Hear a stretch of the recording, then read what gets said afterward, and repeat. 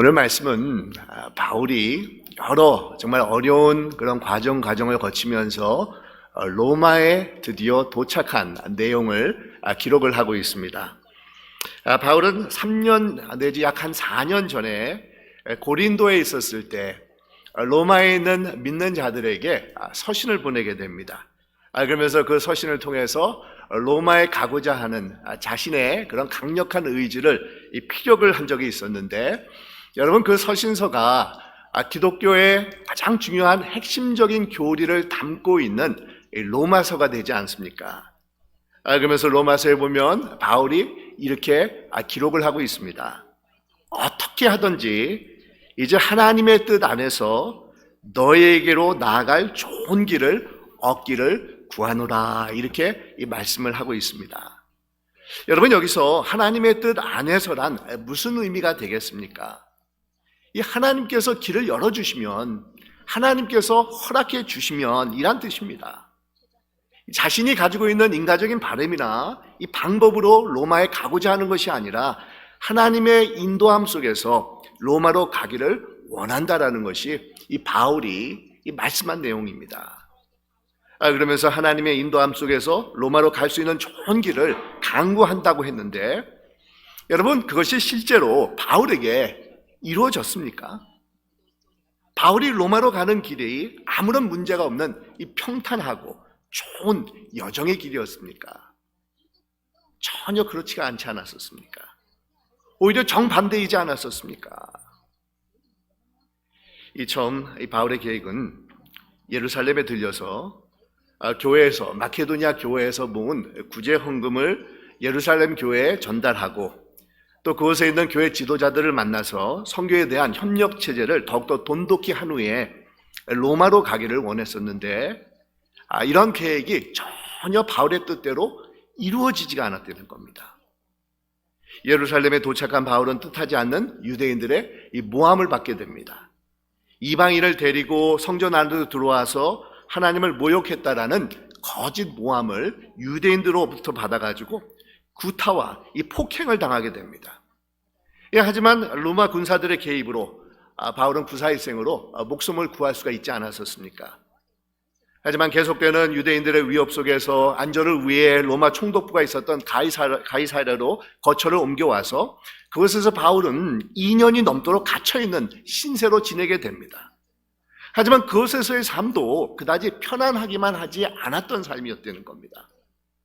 유대인들은 자신들이 직접 재판할 수 있게 바울을 양도해달라고 계속해서 집요하게 로마 총독에게 요구를 합니다.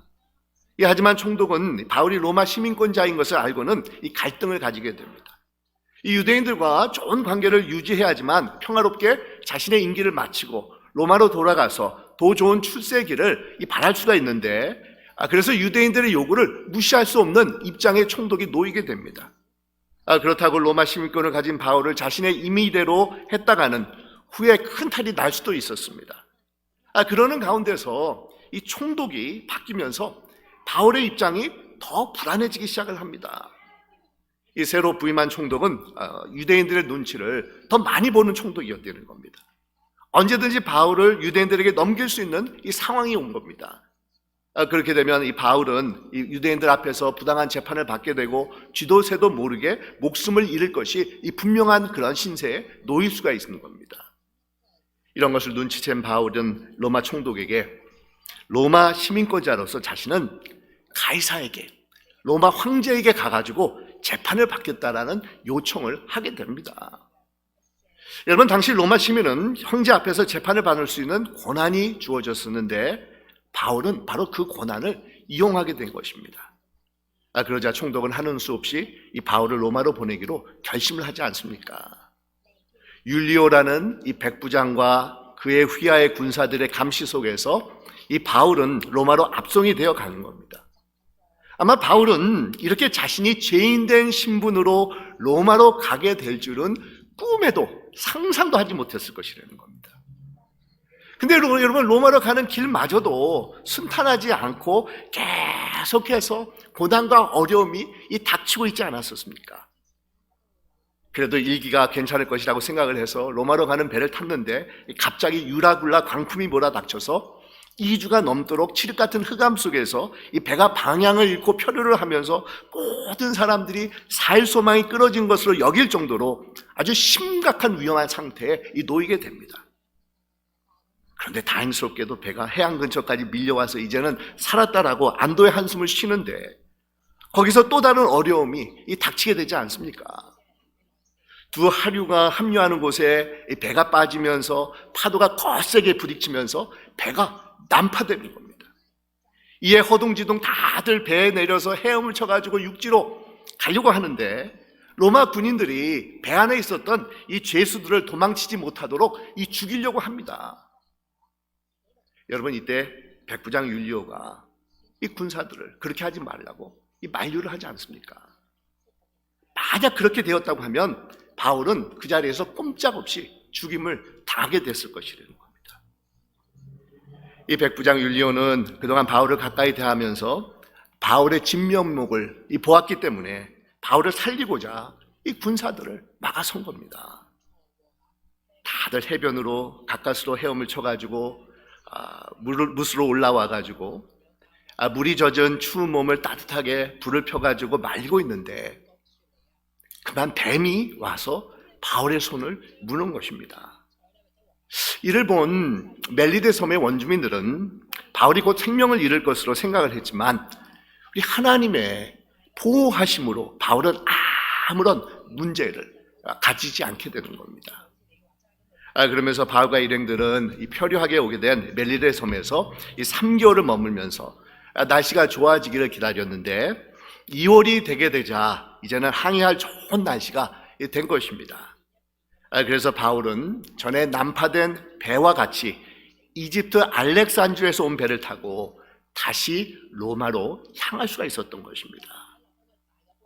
여러분, 오늘 말씀해 보면 이제 멜리데 섬을 떠나서 로마로 가는 이 바울에 대해서 이 기록을 하고 있는데, 이 배에 새로 배에 타게 됐는데 그 배 머리에는 디오스구로라는 이 장식이 되었다라고 이 기록을 하고 있지 않습니까? 여러분, 이 디오스구로는 그리스 신화에 나오는 이 제우스 신의 쌍둥이 아들들을 지칭하는 것으로, 당시 뱃사람들은 이 디오스구로는 항해의 수호신이다라고 여겼다는 겁니다.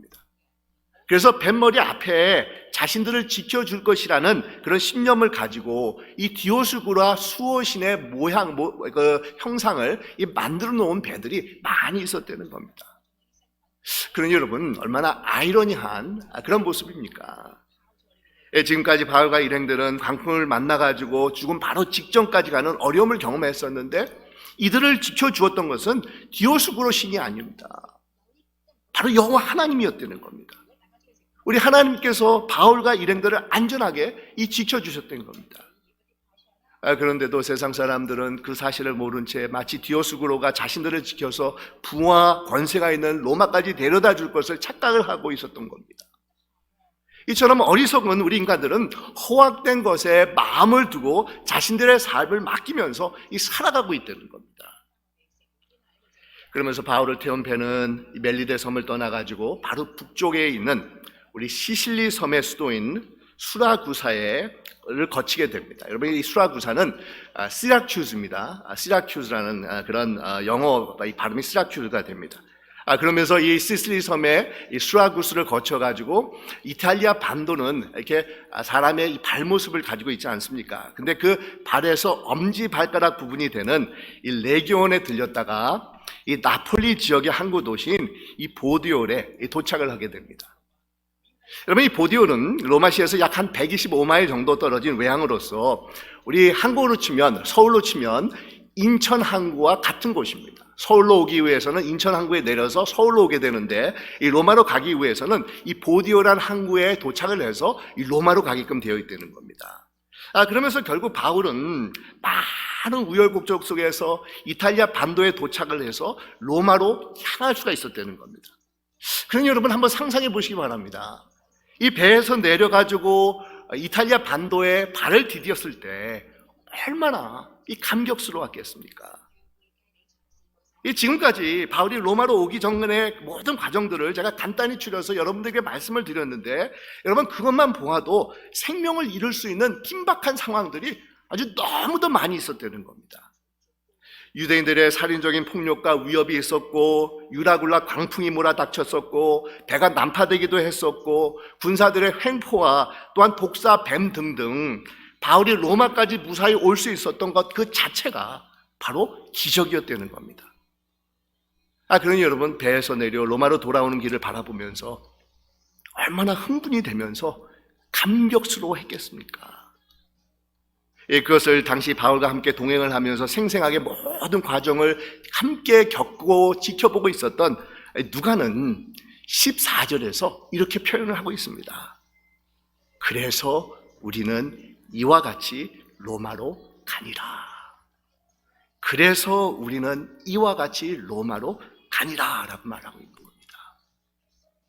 여러분, 이 짧은 문장 편의 속에서는 말할 수 없는 많은 우여곡절이 있었음을 암시하고 있는 겁니다. 이와 같이라는 부사에는 지금까지 말씀드린 바울이 로마까지 오게 된 모든 험난한 과정들이 압축이 되어서 표현이 되고 있는 것입니다. 그러니 어떻게 바울이 로마로 오는 여정길이 아무런 문제가 없는 평탄하고 좋은 길이었다라고 우리가 말할 수가 있겠습니까? 로마서에서 바울은 어떻게 하든지 이제 하나님의 뜻 안에서 너희에게로 나아갈 좋은 길을 얻기를 구하노라고 했는데, 여러분, 바울이 로마까지 도착하는 그 과정은 인간적인 눈으로 보았을 때 전혀 좋은 길이 아닙니다. 즐겁지도 않았고 안전하지도 않았고 전혀 평탄하지도 않았습니다. 오히려 불안과 두려움과 이 고난의 연속이었습니다. 죽음을 바로 코앞에 두게 된 그런 경험들은 한 번, 두 번이 아니라 수없이 많이 거쳐야만 했다는 겁니다. 그런데 바울이 로마까지 오게 된 모든 과정들을 살펴보면, 여러분, 넓은 차원에서 우리의 인생의 여정과도 그렇게 썩 다른 것이 아니다라는 것을 우리가 느껴볼 수가 있다는 겁니다. 물론 바울처럼 살인의 위협과 광풍과 난파와 독사 같은 아주 극단적인 경험을 하신 분들은 없으시겠지만, 우리의 인생의 여정길은 꼭 스무드한 그런 라이드가 계속해서 이루어진 것만은 아니라는 겁니다. 여러분, 그렇지 않습니까? 우리가 인생의 여정길을 가다 보면 돌부리에 걸려서 넘어질 때도 있고, 아니면 굉장히 흔들리는 그런 비행기를 타고 갈 때도 있고, 아니면 폭풍 속에서 허우적거리며 항해 길을 갈 때도 있습니다. 아니면 잘 달리는 자동차가 순간적으로 이 사고를 당해서 정말 우리 앞에 놓여져 있는 그런 인생의 길이 정말 험난한 그런 길로 변화될 때가 있다는 겁니다. 그럼에도 중요한 것은 하나님께서는 우리를 반드시 목적지까지 인도해 주신다는 이 사실입니다. 어떤 고난적인 그런 상황이 우리에게 몰아닥친다 할지라도 우리에게 넉넉히 극복할 수 있는 그런 용기와 능력을 공급해 주신다는 겁니다. 평탄치 못한 인생의 여정길에서도 우리 하나님께서는 절대로 우리를 떠나지 않고 위로해 주시고 함께하여 주시는 분이 되어 주신다는 겁니다. 여러분, 하나님께서는 한 번도 우리의 인생의 여정길이 아무런 문제가 없는 평탄한 길이 될 것이라고 약속하시지 않으셨습니다. 오히려 우리 믿는 자들에게는 많은 환난과 어려움이 있을 것이라는 것을 우리에게 말씀하셨습니다. 여러분, 사도행전 14장에 보면 우리가 하나님의 나라에 들어가려면 많은 환난을 겪어야 할 것이다 라고 이 말씀을 하고 있습니다. 우리가 하나님의 나라, 우리 인생의 최종 목적지가 되는 하나님의 나라에 들어가려면 많은 환난을 겪어야 된다라는 것을 말씀하고 있다는 겁니다. 하지만 여러분, 중요한 것은 우리 하나님께서는 이런 많은 어려움과 환난 속에서도 우리를 떠나지 않고 함께하여 주시는 분이 되어 주신다는 겁니다. 우리가 잘 아는 시편 23편에 보면 아무리 여호와 하나님께서 우리의 목자가 되어 주셔서 일거수일투족을 주관해 주시고 우리의 삶을 인도해 주시기 때문에 우리가 아무런 문제가 없다, 우리의 인생이 사망의 음침한 골짜기를 다니지 않는다, 이렇게 말씀하고 있지 않습니다. 여호와를 우리가 목자로 모시고 있다 할지라도 우리는 사망의 음침한 골짜기를 다닐 수 있다라는 것을 암시하고 있습니다. 하지만 여호와를 목자로 모시고 있는 자들은 비록 사망의 음침한 골짜기 같은 인생의 제일 밑바닥을 헤매고 있다 할지라도 여호와께서 우리와 함께하여 주신다라는 것을 분명히 말씀하고 있습니다. 시편 기자가 이렇게 말씀하고 있지 않습니까? 내가 사망의 음침한 골짜기를 다닐지라도 해를 두려워하지 않을 것은 주께서 나와 함께 하십니다. 주의 지팡이가 막대기가 나를 안위하시나이다. 이렇게 말씀을 하고 있습니다. 여러분, 우리 인생의 험한 여정길을 걸어갈 때 우리는 어떻게 해야 되겠습니까? 우리는 어떻게 해야지만 이런 가운데서도 용기와 믿음을 가지고 우리 앞에 놓여져 있는 인생의 목적지를 향해서 달려갈 수가 있겠습니까? 그러기 위해서 여러분 더욱더 우리는 하나님의 신실함을 의지하는 이 자들이 되어야 된다는 겁니다.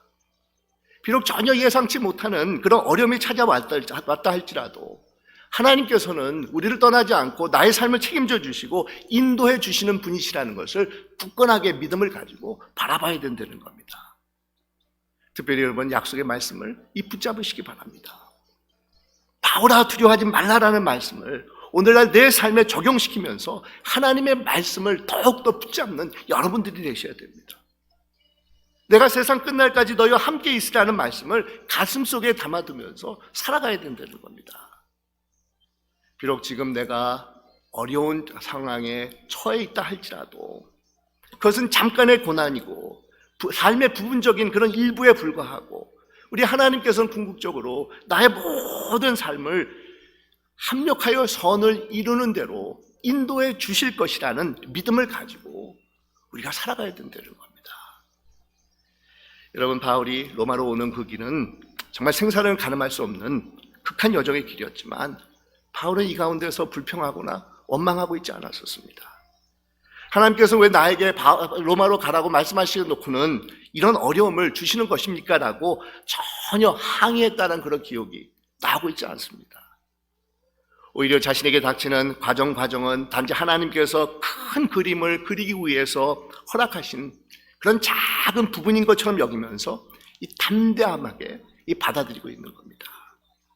여러분, 그럴 수 있었던 이유는 하나님께서 자신과 함께 계심을 바울은 알고 있었기 때문이라는 겁니다.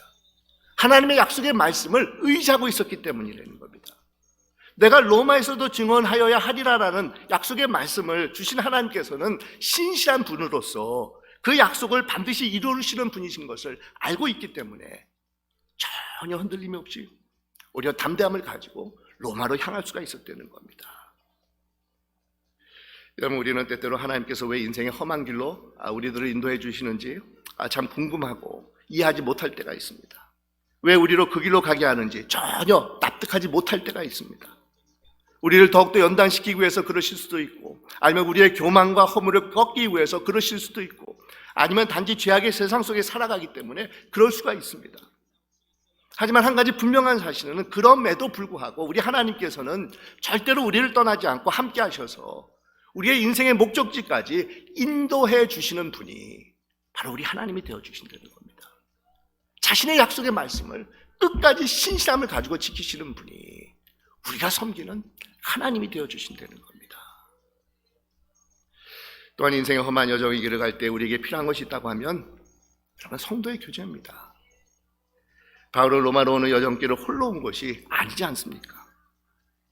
의사인 루가가 옆에 있었고 데살로니가 출신의 형제 아리사고가 함께 배를 타고 고비마다 바울과 같이 있었습니다. 바울과 이들은 같이 의지하면서 함께 배를 타고 로마로 향하고 있었다는 겁니다. 뿐만 아니라 여러분, 오늘 읽은 본문 말씀에 보면 이탈리아 반도에 도착을 해서 로마로 들어가는 그 도중에 믿음의 형제들이 나와서 바울을 영접을 합니다. 이 보디올 항구에 내린 바울과 일행들은 당시에 아주 잘 닦여진 아비오 가도를 따라서 로마로 향하고 있었을 것이라는 겁니다. 가다 보면 로마에서 남쪽으로 약 40마일 떨어진 아비오 광장이라는 곳이 나오는데, 여러분, 그곳에서 이 교우들이 나와가지고 바울을 마중을 합니다. 그리고 좀 더 가보니까 약 한 10마일 로마에서 떨어진 트라스 타베르라는 그런 오늘날로 치면은 휴게소 같은 곳이 있던데 교우들이 그곳에 나와서 또한 바울의 일행들을 마중하고 있었다는 겁니다. 아마 누군가가 요즘 같으면 이제 셀폰이 있어가지고 바울이 한국에 내렸습니다. 그래서 로마로 가고 있습니다라고 전화를 하면은 아마 교우들이 알고 마중을 나왔을 텐데 당시에는 그런 이 커뮤니케이션 시스템이 전혀 없었던 그런 시절이지 않습니까? 아마 누군가가 먼저 로마로 가가지고 바울이 도착해서 오고 있다는 소식을 로마 교우들에게 전해주었을 것이라는 겁니다. 이 바울을 마중 나온 이들 중에는 우리가 잘 아는 브리스길라와 아굴라 부부도 있었을 것입니다. 아이들은 바울과 같이 천막 만드는 기술을 가지고 있는 자들로서 이 바울의 든든한 재정적인 후원자이자 또 동역자로서 활동을 했었는데, 여러분 이들은 바울이 로마에 도착했을 때 로마에서 이미 들어가서 살고 있었습니다. 그래서 3, 4년 전에 바울이 보낸 그 로마서에 보면 이들에게 안부를 전하는 그런 내용이 로마서에 나오고 있습니다. 아마 브리스길라와 아굴라 부부 같은 그런 반가운 로마 교우들을 만나면서 이 바울이 얼마나 마음의 위로가 되었는지 우리 15절에 보니까 바울이 그들을 보고 하나님께 감사하고 담대한 마음을 얻으니라 라고 이 기록을 하고 있는 겁니다. 여러분 그렇습니다.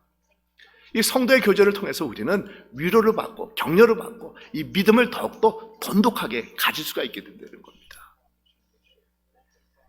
제가 며칠 전에 아마 여러분들도 보신 분들이 계실 텐데 참 재미있는 그런 기사를 제가 읽었었습니다. 요즘 이 코로나로 인해서 많은 분들이 1년 거의 가까이 격리된 채로 살아가 보다 보니까 친구들이며 가족들이며 손주들을 만나지 못해서 또 그들을 이렇게 안아주고 껴안아주지 못해가지고 많은 분들이 정신적인 그런 스트레스와 우울감 속에서 지내고 있다는 겁니다. 그래서 미국에서는 코로나에 걸릴 수 있는 위험이 없는 소를 안아주는 것이 지금 유행을 하고 있다는 그런 기사가 나오지 않았었습니까? 소를 안아주는 겁니다. 그래서 사진을 이렇게 보면은 사람들이 소를 이렇게 무릎에다가 얹혀놓고 쓰다듬어주고 안고 있는 그런 광경들이 나오는데, 아리조나의 어느 농장에서는 소를 안아주는 것으로 시간당 75불을 받는데 7월 달까지 예약이 다 차 있다는 겁니다. 제가 그런 것을 읽으면서 하나님께서는 우리 인간들을 사회적인 그런 존재로 창조를 하셨다는 것을 다시 한번 깨달아 봤습니다. 이 서로 간에 격리되어서 홀로 지내는 것처럼 이 정신 건강에 안 좋은 것이 없다는 겁니다. 그래서 여러분 빨리 백신이 워킹이 되어가지고 서로 간에 만나는 그런 교제가 하루속히 이루어지는 것이 참 좋겠다라는 그런 바람을 가지고 있는데, 근데 여러분 교제 중에서도 우리 믿는 사람들의 교제는 그 의미가 한층 차원이 높은 교제입니다. 우리는 영원한 생명의 말씀인 예수님을 통해서 서로 교제를 하고 있는 자들이기 때문이라는 겁니다. 하나님의 거룩함을 가지고 서로가 만나는 교제를 우리 믿는 자들이 가지고 있기 때문이라는 겁니다. 한마음 한뜻으로 영생의 소망을 품고 서로가 용기와 사랑과 격려를 전해주는 그런 자들이 이 믿는 자들의 그런 교제에 있기 때문이라는 겁니다. 성도의 교제는 이 세상으로에서만 끝나는 것이 아니라 저 세상까지 이어지는 영원한 교제가 되는 것입니다. 그래서 여러분 성도의 교제를 통해서 우리가 서로 간의 인간적인 사랑과 정과 격려만 나누는 것이 아니라 하나님의 뜻과 마음도 나누고 하나님의 성품도 나누게 된다는 겁니다. 또 하나님의 나라도 함께 공유하는 그런 삶을 살아갈 수가 있다는 겁니다. 그래서 시편 기자가 이렇게 감탄의 노래를 하고 있습니다. 보라, 형제가 동거함이 어찌 그리 선하고 아름다운고. 보라, 형제 자매가 동거함이 어찌 그리 선하고 아름다운고라고 시편 기자가 이 감탄을 합니다. 여러분, 인간의 만남은 소중한 것입니다. 우리가 인간답게 살아갈 수 있는 중요한, 놓치면 안 되는 그런 요소 중에 한 가지입니다. 그 중에서도 성도의 교제는 영원 속을 내포하고 있다는 겁니다. 성도의 교제를 통해서 우리는 하나님의 마음을 나눌 수가 있습니다. 성도의 교제를 통해서 우리는 하나님을 전달해 줄 수가 있다는 겁니다. 그런데 여러분, 우리는 어떤 성도의 교제를 가지고 있습니까? 혹시 성도의 교제라고 하면서 험담하고 당을 짓고 증오하고 이런 교제를 우리가 이루고 있지는 않습니까? 하지만 성도의 교제를 통해서 우리는 하나님의 나라를 세워가야 됩니다. 격려와 정말 용기와 이 믿음 안에서 더욱더 굳건하게 세워주는 그런 놀라운 역사가 성도의 교제를 통해서 이루어져야 된다는 겁니다. 어렵고 힘든 인생의 여정길을 걸어가는 자들에게 더욱더 용기를 북돋아주고 하나님의 나라를 소망할 수 있는 이 길을 열어주는 그런 성도의 교제를 우리가 이루어 나가야 된다는 겁니다. 또한 여러분, 우리가 인생의 험한 길을 걸어갈 때 우리에게 용기와 힘을 공급해 주는 것은 우리가 가지고 있는 이 사명감이라는 겁니다. 삶의 목적의식이라는 겁니다. 내게 주어진 이 소명감입니다. 바울은 그 힘든 과정을 거치면서 로마에 도착을 했는데 좀처럼 오늘 본문에 보면 쉬고 있지 않습니다. 나이도 들었고 건강도 취하지 못했던 이 바울이었지만 그는 복음을 증거하는 데 이르러서 주어진 사명감을 놓치지 않고 있습니다. 들어온 지 사흘밖에 지나지 않았는데 유대인들을 불러다가 이 복음을 증거하고 있는 겁니다. 이스라엘의 소망에 대해서 증거를 합니다. 여러분, 이스라엘 소망이라는 것은 즉 메시아 되시는 예수님을 인해서 우리가 하나님의 정말 복음을 받아들인 것을 말하고 있는데, 이 바울은 이 이스라엘의 소망으로 인해서 자신이 쇠사슬에 매인 죄인의 신부가 되어서 로마까지 오게 되었다는 것을 유대 지도자들에게 밝히고 있는 겁니다. 여러분, 바울이 이렇게 힘들고 어려운 로마로 오는 그런 과정을 거치면서도 바울이 포기하지 않고 로마까지 올 수 있었던 것은 확고한 사명감이 그에게 있었기 때문이라는 겁니다. 삶의 분명한 목적의식을 이 바울이 가지고 있었기 때문이라는 겁니다. 여러분 어떻습니까? 여러분에게는 어떠한 인생의 목적을 가지고 있습니까? 어떠한 인생의 사명감이 여러분들에게 주어지고 있습니까? 여러분, 오늘날 우리가 반드시 지니고 있어야 되는 이 사명의식은 하나님의 이름을 높이는 것입니다. 하나님의 아름다움을 드러내는 것입니다. 그것은 직접 복음을 전하는 것이 될 수도 있고, 아니면 어린 자녀들을 돌보는 것이 될 수도 있고, 아니면 여러분들이 속해 있는 그런 공동체에서 최선을 다한 진실된 삶을 살아가는 것이 될 수가 있습니다. 그것이 크던 작던 간에 자신의 삶 속에서 하나님의 영광을 드러내는 일들은 반드시 우리가 추구해야 되는 가치 있는 모든 믿는 자들이 가지고 있어야 되는 이 사명입니다. 목적의식입니다. 여러분들이 가지고 있어야 되는 소명이 되어야 된다는 겁니다. 바로 그것이 하나님께서 기뻐하시는 거룩한 믿는 자들의 이 삶의 모습이 되어야 된다는 겁니다. 특히나 하나님께서 허락하신 삶의 목적은 이타적인 것에 초점이 있습니다. 자신 중심적인 것이 절대로 아니라는 겁니다. 이 자신의 명예나 부나 인기를 위하는 것이 될 수가 없다는 겁니다. 주위 사람들에게, 가족들에게, 우리 이웃들에게 생명을 주고 그 생명을 풍성하게 만들어주는 것이 바로 우리가 추구해야 되는 이 사명의식이 된다는 겁니다.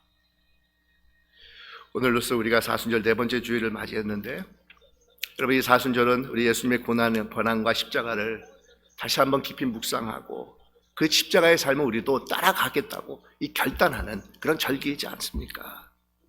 근데 여러분, 예수님께서 짊어지신 십자가가 무엇을 말하고 있겠습니까? 하나님의 뜻이 그 가운데 담겨져 있지 않습니까? 하나님의 영광이 바로 십자가를 통해서 우리에게 드러나고 있지 않습니까? 예수님께서는 그 십자가를 바로 자신이 아닌 타인을 위해서, 인류를 위해서 짊어지셨다는 겁니다.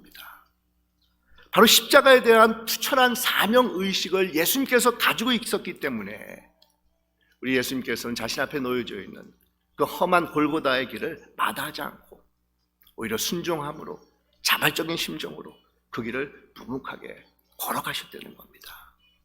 십자가라는 삶의 목적이 있었기 때문에 험한 인생의 여정길에서도 조금 더 어긋남이 없이 하나님을 기쁘게 해드리는 그 코스를 가셨던 분이 바로 우리 예수님이시다는 겁니다. 그런데 여러분, 우리는 어떻게 하고 있습니까? 어떤 삶을 살아가고 있습니까? 조금만 힘들고 내가 원하는 대로 일이 이루어지지 않는다고 하면 신앙과 믿음이고 이 모든 것을 다 집어치는 그런 모습을 보일 때가 있지 않습니까? 시험이 들었다고 해서 예배를 등한시하지 않습니까? 하나님을 원망하고 불평과 불만으로 이 가득 찬 삶을 살아갈 때가 있지 않습니까? 사랑하는 교회 여러분, 그러면 그럴수록 자신에게 주어진 삶의 목적을 분명하고 확고하게 붙잡아야 됩니다. 그럴 때 하나님께서는 우리에게 주어진 길을 끝까지 달려갈 수 있는 용기와 믿음과 능력을 허락해 주실 것이라는 겁니다. 사랑하는 세수방 교회 여러분, 때로는 힘들고 어려운 인생의 여정길이 우리 앞에 놓여져 있을 때가 있습니다. 하지만 그럴 때일수록 더욱더 신실하신 우리 주님을 의지하시고 믿음의 교제 가운데 거하기를 힘쓰시며 더욱더 확고한 사명의식을 붙잡을 수 있는 여러분들이 되시기를 주님의 이름으로 축원드립니다. 그리하여 흔들림이 없이 견고한 믿음의 사람들이 되어서 정말 인생의 목적지까지 힘차게 달려가실 수 있는 여러분들이 되시기를 주님의 이름으로 축원드립니다. 기도드리겠습니다.